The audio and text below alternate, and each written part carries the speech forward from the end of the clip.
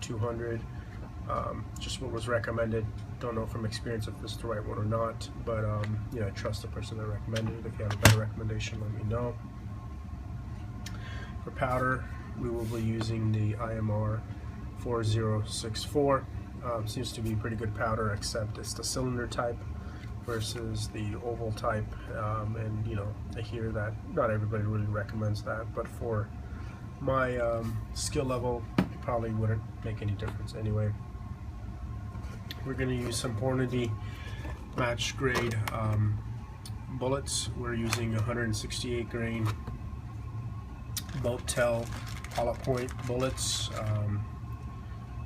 basically that right there. And the reason you know it's boat-tail is because of the little shaving off on the bottom and their hollow points. And essentially, you know, we've got a turret press here, and it's not fancy, but it's a good start. Just for reference, we are going to be using the neck sizing only, and that's because all of the rounds, with the exception of 1 or 2, you know, were fired out of my rifle, so casing is expanded to match my chamber, and I don't need to resize the entire casing, just the neck.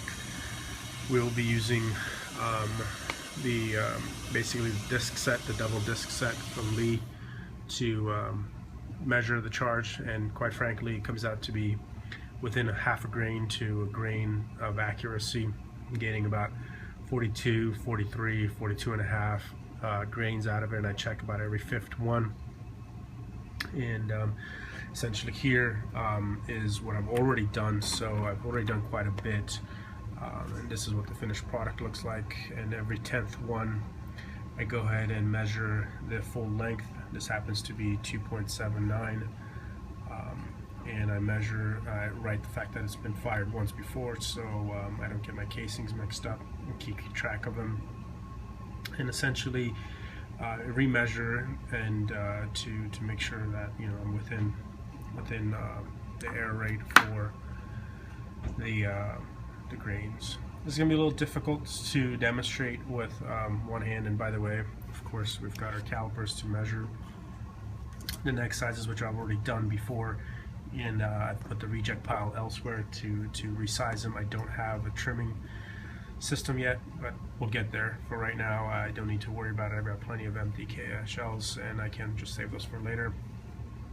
I've got our little Lee book that tells us what the minimum, what the starting grain should be, what the maximum grain should be, and of course it's got a beautiful diagram for that demonstrates to you essentially what you should expect from the neck, what you should expect the full length, and that's very important.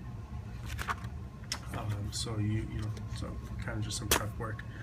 But right now I'm just going to demonstrate a little bit of my setup and just how easy it really is. You know, for a first timer, I'm surprised that, yeah, it took me a little bit to adjust all the little dies to get to the point where I'm satisfied with it, but essentially it's kind of almost idiot proof. Definitely made for the average person. So we're going to start off by depriming, resizing, followed by the second step of repriming. So right now we're just going to go ahead and deprime it. That's the first pull, and we're going to go ahead and fill our new primer there. Then we're going to pull the lever one more time as it comes down. When it's about to seat, you got to push it in real good, make sure it's in there. My next pull will actually go ahead and charge the round. So we're going to go ahead and charge it, and as we bring it down, you'll see the die set will spin. Our next pull will actually go ahead and seat our bullet, so this is going to be a little interesting with holding the camera with one hand, and it's a little loose. So we're going to go ahead and seat the bullet, and we're going to pull it back down, and it will rotate it. And our next pull is going to go ahead and crimp the neck. And we've got ourselves a finished product. Excuse my camera work there, not a professional by any means. Got ourselves a new primer, got ourselves a beautiful bullet, all ready to go. And if you give me half a second, I'll go ahead and measure it and tell you what accuracy is on the length.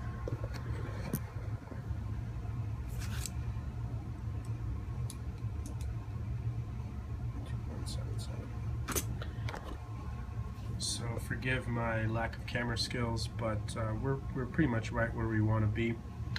And we'll go ahead and set this up ready to go for the next one. And let me see if I can figure out a good camera angle to put this so you can just watch me go at it and see how easy it really is.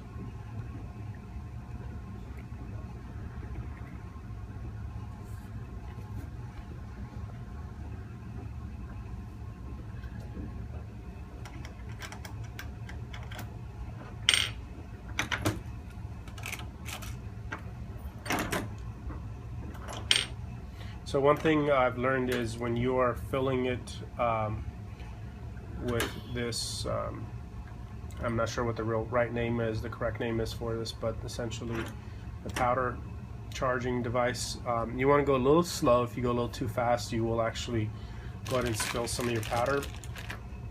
Learned that the hard way, so keep that in mind as you go at it. On that one particular step, go a little slower. I'm sure you can go significantly faster than I'm going. But there's really no need. This is not a production. I'm not trying to, you know, mass produce and sell. I'm just simply trying to, you know, save a little bit of money, and you know, it seems like a good way to spend the time too. So there we go. We just charged it. We're going to go ahead and seat the bullet.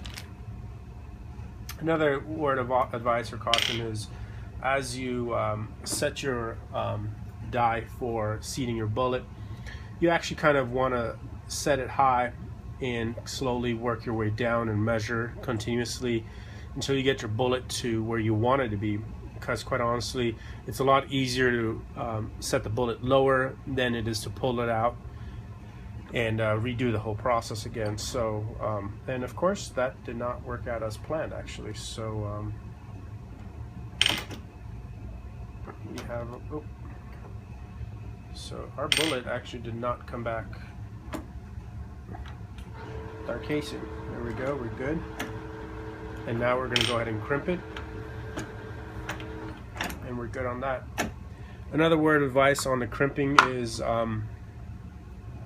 you want to be careful with how tight you have it. You can always go tighter, but you don't want to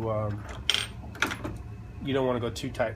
You want to start where you feel comfortable, and work way to where you've got perfection. And at my level, with my experience, I don't think I could use the word perfection other than maybe just a hobbyist. So and I'm good with that. I'm good with that. There we go. That's our fourth one. So the next one will be our fifth one, which means we'll go ahead and actually measure out the powder, and we'll measure out the entire length. And I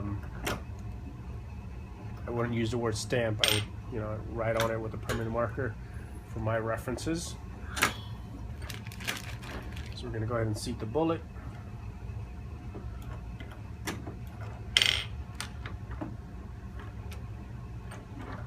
And after a while of doing this, it doesn't take long, quite honestly. After a few, you kind of get an idea for what is the acceptable length. Before you even measure, you can really tell. This is 2.797, so perfect, beautiful. We're good to go on that. So we'll go ahead and, I didn't even measure the powder, and it's not the first time I've done that actually. So, but I will at least write the fact that this casing has been fired once, and I will at least write the length on it. Yeah, you'll make mistakes. You'll make mistakes. I definitely do, but it's just how you learn, and at some point hopefully become muscle memory.